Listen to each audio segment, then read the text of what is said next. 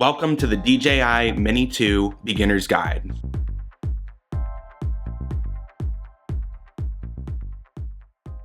Hey guys, my name is Anthony and I run this channel Ants Drone, and in today's video I'm going to be giving you guys a beginner's guide to the DJI Mini 2. So the Mini 2 is a drone that just came out and it is the smallest drone in DJI's lineup. The drone is part of the Mavic series, so there is the Mini 2, the Mavic Air 2, and the Mavic 2. This drone is definitely the most affordable drone in the lineup and it offers some pretty awesome features. And you know what I just realized, guys? I'm holding the regular Mavic Mini. The actual DJI Mini 2 is over here. They look so similar that I just picked this up on accident. So right here is the DJI Mini 2. So if you didn't have a Mavic Mini original, look how similar they look. This is the Mavic Mini original. This is the DJI Mini 2. So they're very similar looking. The key differences are the Mini 2 shoots 4K at 30 frames per second. The DJI Mavic Mini only shoots 2.7K video at 30 frames per second. So you definitely do get an upgrade with video on the Mini 2. Now, with the improved sensor, you're also supposed to be getting improved photos with the Mini 2. And according to my first flight test, I tested the camera. If you didn't see that video, it'll be somewhere up above. Basically, my first impressions of this drone were awesome. Like the video quality, the photo quality, I was actually really impressed by it. So if you want to see that for yourself, definitely check out that video. But let's get into the actual beginner's guide. So whether you got the Fly More kit or the regular Mini 2 package that just comes with the drone and the remote,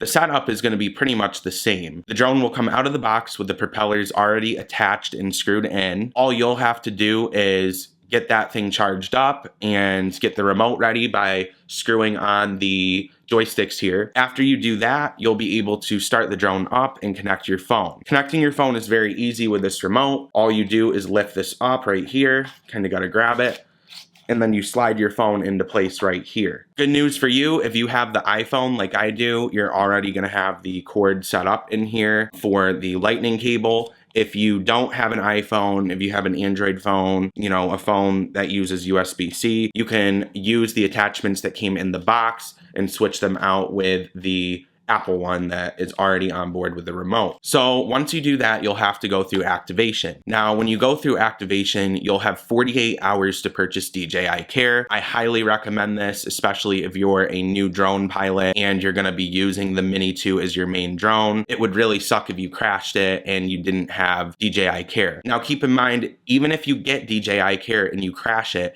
you must be able to retrieve the drone. If you can't retrieve the drone, then you can't send it in to get fixed with DJI Care. So keep in mind, the only way that DJI Care is actually useful is if you crash it and can retrieve the drone itself. So once you complete activation, you'll have 48 hours to purchase DJI Care. Definitely consider doing it. So your drone may need to be charged. The way that you can charge it is through the back using a USB-C cable that came in the box. You just plug it in there into, you know, a wall adapter or your computer and it will charge the drone. There are lights on the bottom here that indicate the charging, and there is even a light on the top that also flashes when you're charging, which wasn't seen previously on the Mavic Mini. Now, just like the original Mavic Mini, the battery does slide into the back of the drone very easily. It is a little bit of a different designed battery, so keep that in mind, but it's pretty much the same the way that it slides in. The SD card also goes in the same spot, and definitely make sure you're putting it in the right way so that you don't damage any of the springs inside of the SD card slot. Do it exactly the way I'm showing you in this video. To power on the Mini 2, all you do is press the button on the back. What you do is you press it once and then press it again and hold down. That will turn on the drone and you will hear the startup noise. Now, for all you new DJI drone flyers, I recommend turning on your remote first, then turn on the drone. That way you avoid a flyaway situation. Now, this is unlikely to happen, but it can happen, so it's best to have the remote on so that when you turn on the drone, it can connect to the remote right away. So when you get into the Fly More app after activation, this is the screen that you're basically gonna see. As you can see, I do have a firmware update, so I'm gonna have to update to that. Everything on the screen looks the same as it did with the Mavic Mini. The only difference is it says DJI Mini 2. So now on this screen, when you're ready to get into the drone itself so that you can see out the camera and start flying, you press go fly. Sometimes this will automatically happen, so keep that in mind. So what you see Here is my floor and the Mavic Mini that is in front of it here. For the sake of this video, I'm inside because it's a little bit easier to have better audio quality inside and to sit down and actually go through everything with you, especially if you're a beginner. You really want to pay attention. So looking at the screen right away, the first couple of things that you'll notice is the record button on the right hand side. So when you press that, you can switch the video settings from 4K to 2.7K to 1080p. You can adjust the frame rate. You can also click on photo here and take single photos or AEB, which I did not see on the Mavic Mini. So it's cool that it's on the Mini too. Below that, you can also do a time shot. You also have the option to shoot quick shots, which is basically if you're recording video, you can go into quick shots. When aircraft is not in flight, you can't. Okay, so I can't click on it yet because it's not in the sky. But quick shots are basically pre-programmed flight modes. It's focused on a subject and they'll go on the path that you select. Under pano, you cannot use it when the aircraft is not in flight. So again, I can't really get into detail with that. I will make a video on that as well. So that is recording video and photos and setting those settings. In the upper right hand corner, you're going to notice where it says 96 there on my screen. That is indicating the battery level. So as you can see, I'm nice and charged. Next to that, you're going to see the GPS signal. So you'll be able to tell whether you're going to have a strong signal with the GPS, which is very important. If you're not familiar with drones, the newer drones use GPS to be able to stay still, to hover. So you definitely need a good GPS signal. If you lose that signal, what you'll notice is the drone will just start to drift. And you don't want that, especially if you're a new pilot. That can be a very scary situation. And if you're near trees or obstacles, you could definitely crash. So make sure that you have a solid GPS signal before taking off.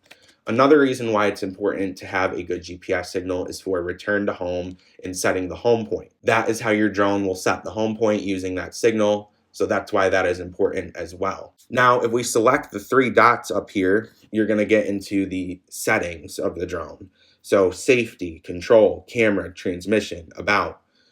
These are like the deeper settings of the drone. So if we go through safety here, you can set the max altitude, max distance. So what that'll do if you set those things is, say I flew out to 393 feet, which is the max altitude. So that'd be up. Say if I flew up to that level, what would happen is if I flew up to that level, once I got there, the drone would not let me go any higher than that. You know, this is kind of like a safety mechanism for you to make sure that you're not breaking the 400-foot flight rule or anything like that. Of course, you can adjust this if you're flying next to a building that's over 400 feet. Of course, with drone laws, you can fly 400 feet above that building. So you would want to adjust that if you were in a situation like that. Now, the auto return to home altitude, that is important too. So when you hit that return to home button, if you need to, that is the altitude the drone is going to fly up to before it heads back to the home point. So you definitely want to adjust that, especially if you're flying near buildings or trees, to make sure it's at a return to home point to where if you hit that button, it's not going to come back and smash into an obstacle. Below this, you can update the home point. So say you're moving around while you're flying the drone, you could update the home point. You can calibrate the compass here. The IMU can be calibrated here. You can view battery info. So if we press on that, it shows the battery cell status. It shows the battery serial number, the amount of times the battery was charged, and its production date. Now, if we go back, you'll also see advanced safety settings. If we click on this, it's going to show you how to do the emergency stop. So if you need to stop the propellers from spinning abruptly, this is how you can do it. You can also trigger payload mode. So I believe payload mode is if you have something on like prop guards, the drone is going to limit itself in what it can do, like its speed and whatnot. So that way, you know, having those on the drone, having any type of payload on a drone is going to affect it because it's not built for that payload. I mean, it can handle it, but it's not built for it. So that's why they have that special mode. If we go to control here, you can change the units. So here in the United States, we use the Imperial system. So I switched it to that. By default, if you've never had a DJI drone before, it might be on the metric system. So definitely keep that in mind. Here in the US, if you're using the drone, you might want to switch that to Imperial. The gimbal mode, you can adjust to follow mode or FPV mode. I believe follow mode makes it more of like cinematic and flowy, whereas FPV mode is more rigid. Under it, it says the gimbal remains fixed horizontally when the aircraft is moving.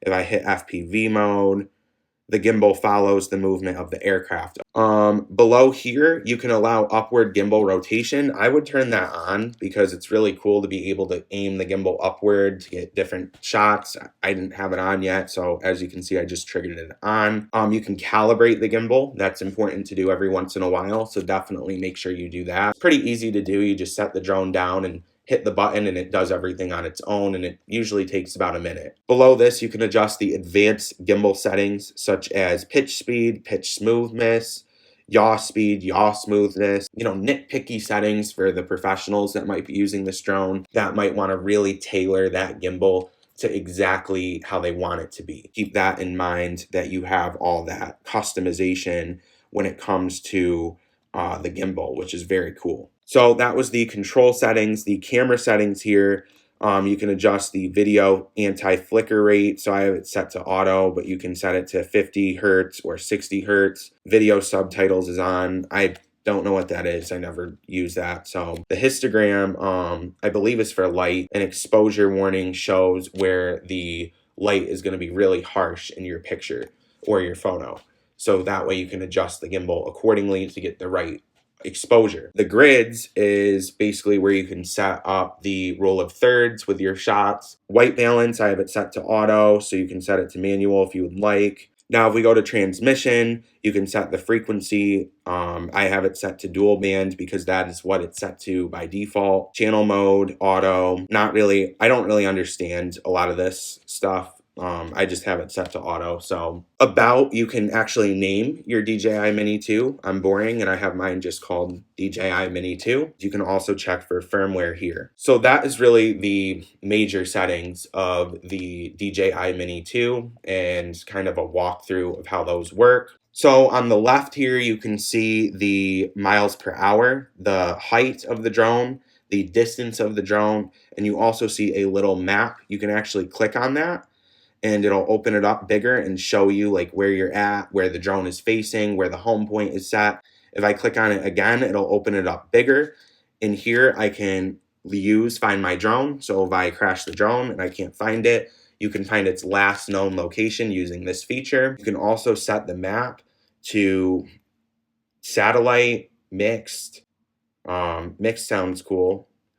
So yeah, as you can see, you can set the map. The reason why it's all yellowed out is because I'm in an airport zone. The drone actually has like a built-in database that DJI created, and you can actually see where you can and cannot fly. Now, even in an airport zone, for all you new drone flyers, check out my video on the AirMap app. That app allows you to get authorization to fly in these areas, even if you're recreational. I'll link to the video somewhere in here, but I'm not going to go too deep into this part. You can go through that on your own. Back in here, we see this little arrow that aims up. This will allow the drone to take off. When you do take off, that arrow will then point down, and if you press the button, it will have the drone land autonomously. So all you need to do is hover it over the spot where you want to land and press that button. So really, anybody can fly this drone. You don't really need to know how to manually take off and land. That's the beauty of DJI drones, is really anybody can fly them. And as you can see at the top here, it's in N mode. That's normal mode. On the remote here, I have Cine mode, Cine smooth mode actually. So it makes the drone go at a slower speed so that you get more cinematic shots. And sport mode puts the drone in high speed so that you can just fly it super fast if you're just trying to have fun. I normally fly in normal mode because I find that this is just the perfect medium. And then at the top, as you can see, it says compass calibration. That right there will allow you to calibrate the compass, which will need to be done every so often. So definitely keep an eye on that. And one thing I didn't cover is in the right-hand corner here, you can actually see the settings for the camera. So right now I'm in video mode, so it shows I'm shooting at 4K 30 frames per second.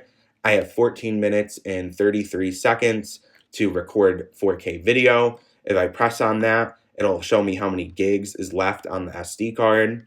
If I press on that again, it'll show me the 14 minutes again.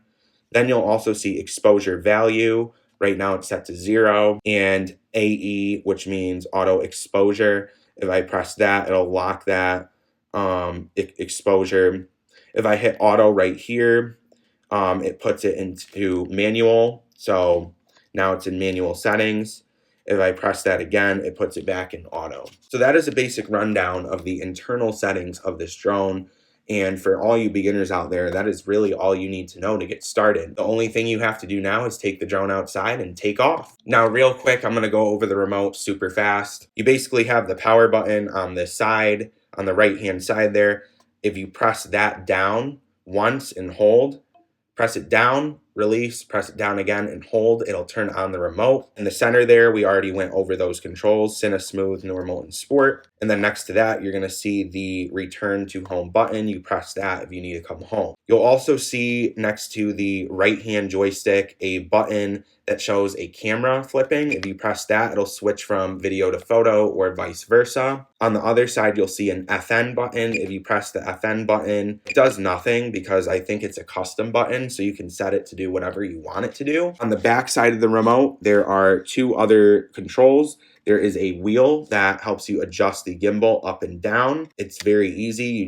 You can adjust it however you want, and you can adjust it in flight to get those cinematic shots. On the opposite side of that, you're gonna see the shutter button to record photos and video. Now let's go over how you take off and turn on the drone. So there are two ways that you can do this. The first way is super easy for beginners. All you do is hit that button that I was talking about with the arrow pointing up. If you press that, the propellers turn on and the drone takes off. It will only take off to about 4 feet. So keep that in mind. You will have to take over after that, but it just allows you to not have to worry about manually taking off. If you want to manually take off, you hold the joysticks in and together. So what I mean by that is you take them both and you aim them in toward the center, and that'll start up the drone. Now, when you start up your drone and put it on the ground, you want to make sure that it finds the home point. Once the drone finds the home point, you're going to hear a voice that tells you that the home point has been set. If you didn't hear that voice for some reason, you can also go into that map thing that I was showing you on the screen, and you can see if the home point's been set, indicated by a H. So as you can see here, you can see the H. It's indicated in this menu. So now let's say you want to turn off the propellers on the Mini 2. With all DJI drones, not just the Mini 2, you take the left joystick and you hold it all the way down, and you hold it until the propellers turn completely off. Also, removing and putting on the gimbal cover can be a little bit difficult, and it might seem like you're breaking your drone because you do have to kind of use a little bit of force to get it on there. But trust me, you're not going to. These are made to work with each other. All I do is I take the top where the two teeth are on the gimbal cover, I slide it in, and then I just firmly press down and it locks it into place. To take it off, I just do the same thing. Now with a new drone like the Mini 2, you might notice the gimbal cover is a little bit stickier. It might seem like you're breaking it, like I just said, but really you're not. Just make sure you're not putting too much force into it, but just know that you kind of have to be a little bit firm with it to get it off and to get it on. So yeah, guys, that was my basic beginner's guide to the DJI Mini 2. I basically told you everything that you're gonna need to know before you take it outside for your first flight. If you want to see my first flight with the DJI Mini 2, definitely click the link in the description below because I will have that video down there. And if you learned anything from today's video, definitely hit that subscribe button and notification bell. And also please make sure to give this video a thumbs up so that way it ranks higher in the algorithm. Thank you guys so much for watching my beginner's guide, and to any of you guys that just got the new DJI Mini 2, congratulations. If you're new to the drone community, congratulations and welcome. You definitely picked an awesome community to be a part of. Thank you guys so much for watching the video, and I'll see you guys in the next one.